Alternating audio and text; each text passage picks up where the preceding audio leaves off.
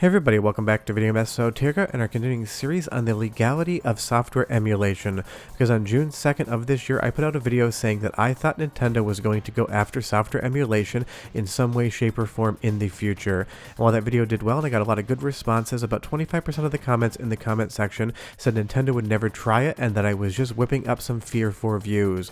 Well, I am here to unfortunately take my victory lap and serve up a little bit of crow to eat, because I said back then that I thought Nintendo was going to go a lot harder on software emulation in the future, and unfortunately that's exactly what's happening.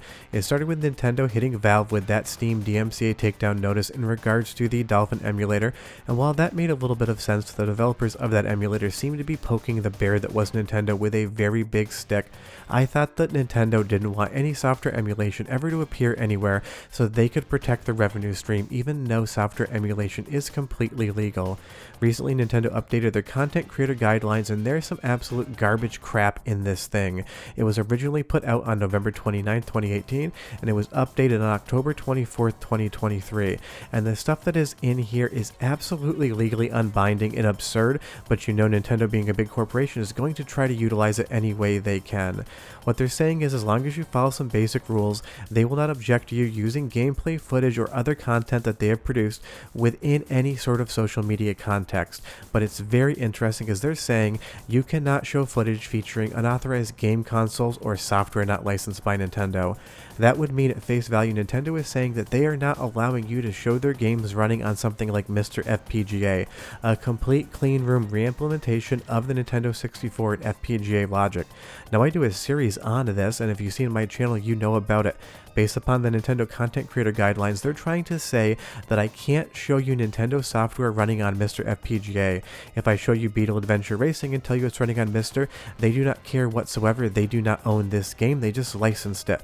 But if I was to say what hardware this was running on, technically Nintendo is saying that they will send a takedown request, because this is an unauthorized console playing Nintendo 64 games. Even though I own a Nintendo 64, even though I own Star Fox 64, and even though I own a Mr., making it perfectly legal, they're trying to say that any content produced outside of the Nintendo 64 for Nintendo 64 games they own is not legal. That is not true. This is absolutely absurd. This means if you're not showing real hardware, you say what you're using, and it's not a Nintendo console, doing something like this would be completely unauthorized. This is what I mean when I'm saying they're going against software emulation. Now, granted, this isn't a software emulator, it is FPGA, so there could be something to argue in between, but it's still Nintendo showing how consumer unfriendly they are going to be. Also, you cannot simply upload gameplay footage without creative commentary over it. That means speedrunners that just show a speedrun of a game that is made by Nintendo, that is no longer allowed based upon their own guidelines. You'd have to be talking over it for that to be totally permissible. So if I took something like Wave Race 64 footage and talked over it and talked about the gameplay, how good the waves look, and how this was mind-blowing 3D back in the day, that would be 100% within the guidelines as far as Nintendo has set forth for us. But if I stop talking, then that last 4 seconds was just not allowed based upon Nintendo's own guidelines. Nintendo is literally saying that if you own the hardware and you own the software and you want to do a speedrun of the game or any sort of gameplay without commentary, they are not allowing it whatsoever. That is not permissible as far as Nintendo is concerned. I have never heard of anything like this. This is absolutely insane. Long plays have long been on YouTube, and pretty much every other company that's Nintendo has absolutely no issue with it whatsoever. But if they don't like what you have done, they reserve the right to object to any content and ask for takedown requests on YouTube, which is where a lot of us put this footage up. I cannot believe this is what they're trying to do. They're saying that if they don't like what you've done, even if by US law it is 100% legal, they are going to potentially issue a takedown request. So if I wasn't talking over this Mario 64 footage here, they would go ahead, issue that request, and you'd be looking at a black screen and a video missing signal. That is just so ridiculous. I cannot believe we're even talking about this. But it gets even more hilarious. Under the guidelines, can corporate entities upload or live stream videos and screenshots using Nintendo game content? And they say the guidelines are only applicable to individual consumers. Now let me tell you right now, a lot of channels on YouTube are structured as businesses. I have a filmmaking business as well. It's an LLC, and while I do not use it for my gameplay footage or channel, I do use it for my corporate and otherwise narrative film content that I work on. I bill from that company.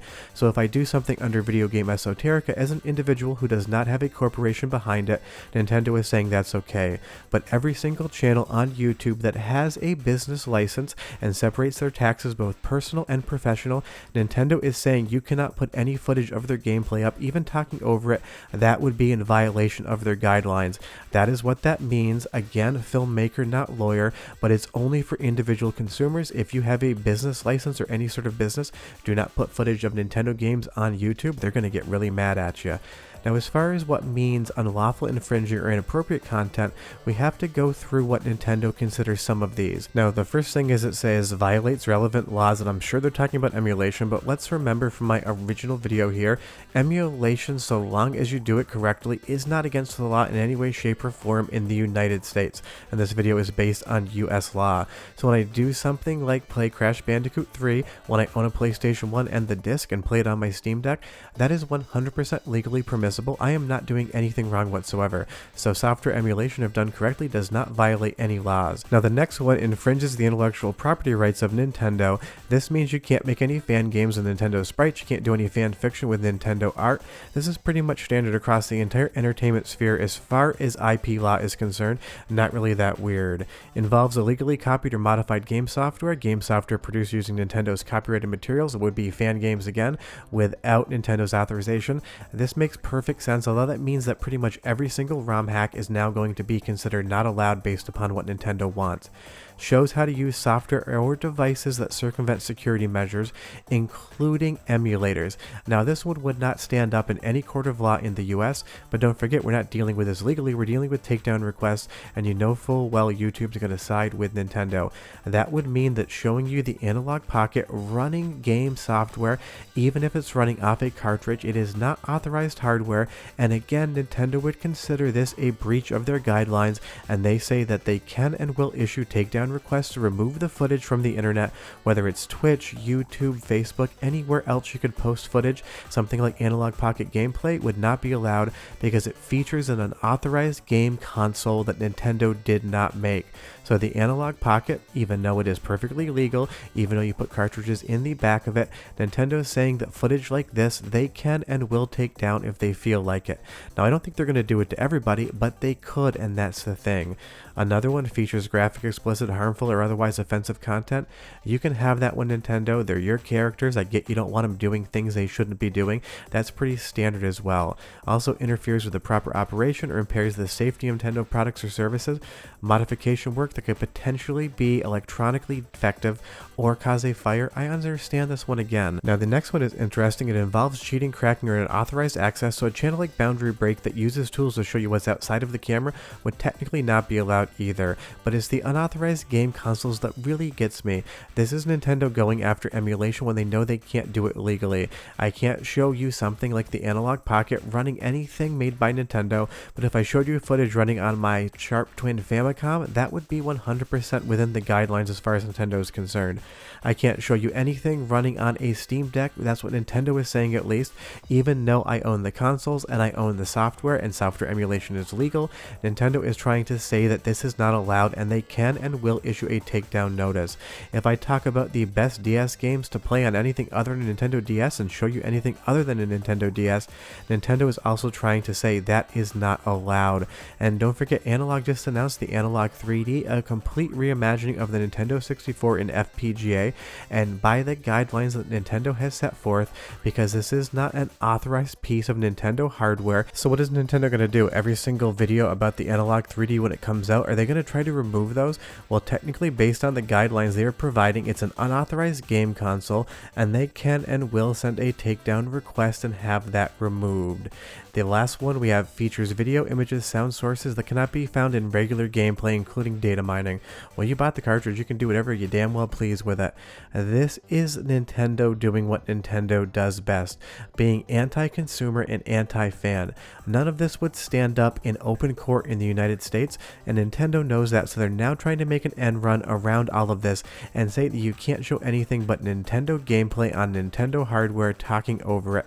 And here's what's going to happen next. I'm not going to make any more Nintendo related videos outside of Mr. FPGA that show software emulation, because fuck Nintendo, I'm tired of this and I don't really feel like dealing with it.